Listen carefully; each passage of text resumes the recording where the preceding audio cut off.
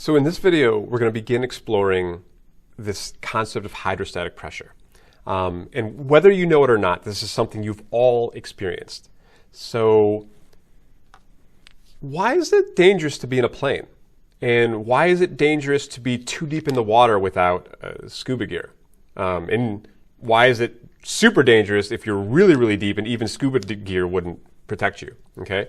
Well, let's look at the atmosphere. So let's take like one little cylinder of the world. Okay, we're going to take a little cylinder of the world. Looks something like that, right? Let's say this is sea level, this is the ground, right? Well, it's not really the ground, it's the top of the ocean, okay? And so what happens is that we find out that pressure decreases, right? Pressure goes down as you go up in the air. This is why the cabins in airplanes need to be pressurized, right? Because if they weren't, all the air inside of the airplane will get sucked out into the atmosphere because the atmosphere has so much lower pressure at that point. And if you go deep down into the water, the pressure actually increases. So what's going on here? What's going on here? So imagine I'm just a little professor over here floating at the surface of this water. Okay, what am I experiencing here? Well, so there's an atmosphere, and so there's all these air molecules right here, right?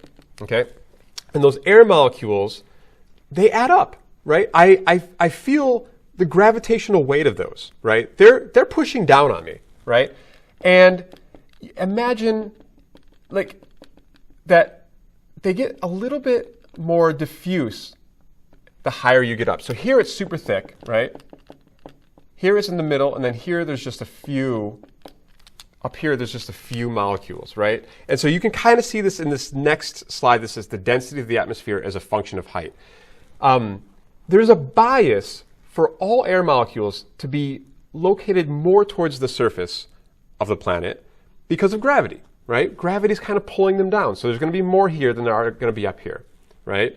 Now, there are still going to be some up here because, statistically speaking, there's some molecules that have a tremendous amount of energy and they have enough velocity to fly up to that height, okay?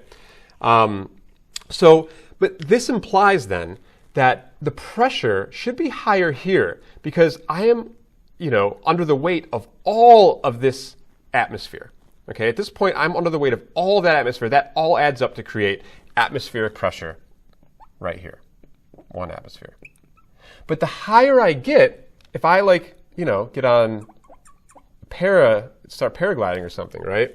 Or, just jump out of an airplane or whatever, my pressure up here is going to be a little bit less because now I only have that much weight of the atmosphere bearing down upon me, okay?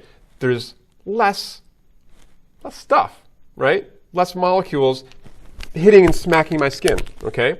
All right, so that kind of explains why pressure should decrease as you're higher and higher in the atmosphere, right? But now imagine that I do a little deep sea diving because I want to see a cute octopus that I see down at the bottom of the water, right? Now, if I'm down there, I have the weight of all of this water upon me, right?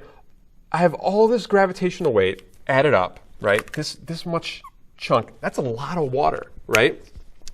Consequently, I'm going to feel a lot more pressure down there, okay? And it turns out that we can actually quantify that, right? So it turns out that there's something called the hydrostatic pressure equation, and you can go to the slide that says hydrostatic pressure equation.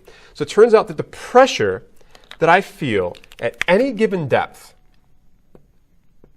okay, the pressure that I feel at any given depth is equal to the atmospheric pressure, or at least the starting pressure, the pressure that I started with, plus the density of the fluid that I'm submerged in, right, times gravity, times the distance or the depth at which I'm submerged, right? So if I want to find my pressure that I experienced down there, right, if I want to find that pressure, I would need to know the pressure at the surface, right, which is 1 atmosphere, plus the density of water, plus gravity, which you guys know is just 9.8.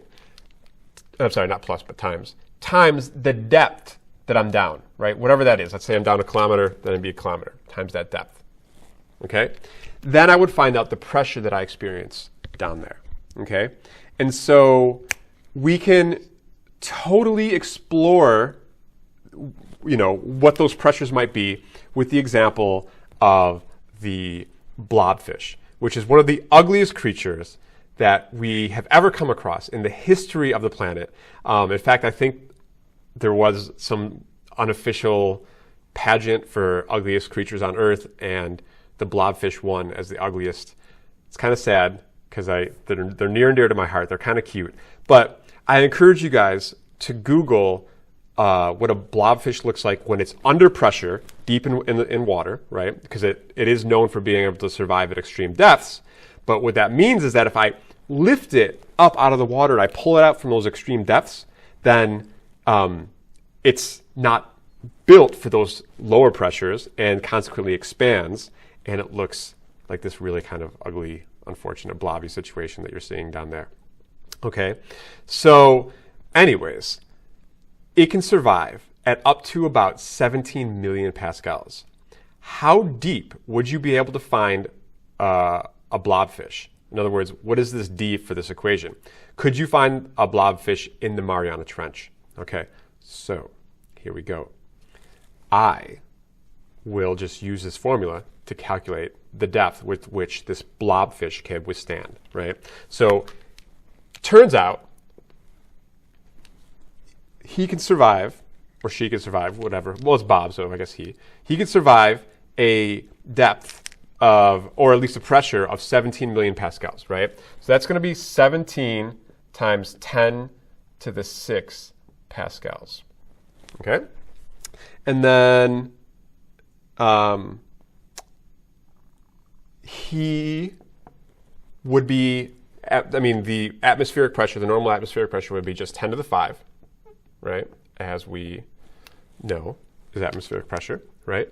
Plus the density of water, which, as you guys probably know, is 1,000 kilograms per meters cubed, times G, which is gravity, and D is what we're solving for. We want to find that depth, okay? So I just subtract this over here, divide by 1,000, right? And I solve for a D, and what I get is about 1,724 meters, or in other words, 1.7 kilometers. All right? Makes sense? This guy can survive an incredible depth. That's super, super deep inside the water. Can the blobfish survive in the Mariana Trench? Well, turns out the Mariana Trench is, at some areas up to about 7 kilometers deep. So it could not quite survive the Mariana Trench, but not bad, not bad.